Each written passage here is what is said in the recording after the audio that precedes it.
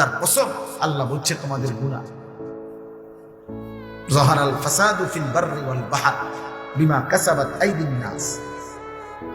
তোমাদের গুনাহ বান্দা, তোমাদের গুনাহ যত বাড়বে তোমাদের শান্তি, স্বস্তি, নিরাপত্তা খোদার কসম আল্লাহ বলছে তত উঠে যাবে।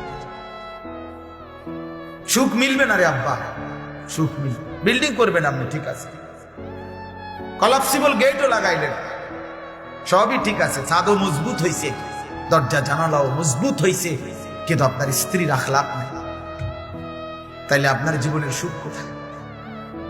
যার স্ত্রী পরকীয়ায় আসক্ত, যার স্ত্রী আপন স্বামীকে বাদ দিয়ে অন্য পুরুষকে দেখাইবার সময় 1 ঘন্টার জন্য বাজারে যাইতে হলে সাজে, স্বামীর কপালে জোটে না ওই সাজ, স্বামীর সামনে মুদ্দারের মতো ইয়া দাঁড়ায়, কিন্তু বাহিরে বাজারে যাবে তো ওই সময় সে মার্কেটে যাবে, ওই সময় 2 ঘন্টা লাগাইয়া রঙ্গ রসে সাজে। তাহলে এই নারী তো স্বামীতে তৃপ্ত না, এই নারী তো পরপুরুষে তৃপ্ত। ওই ঘর জাহান্নামের ঘর ছাড়া আর কিছু না।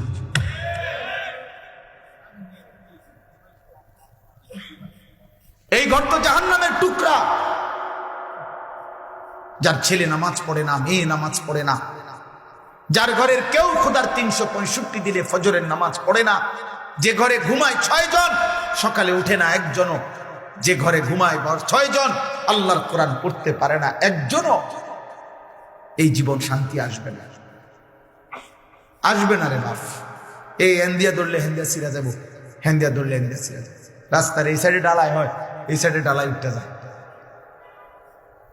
আমাদের জনজীবন, আমাদের ব্যক্তি জীবন, পারিবারিক জীবন, সুখের সব আয়োজন সুন্দর, স্বস্তিময়, নিরাপদ করতে হলে আল্লাহ তাআলা বলছে বান্দা গুনাহ ছাড়তে হবে, পাপ ছেড়ে দিতে হবে। গুনাহ আমরা জানি, গুনাহ ছেড়ে দিতে হবে।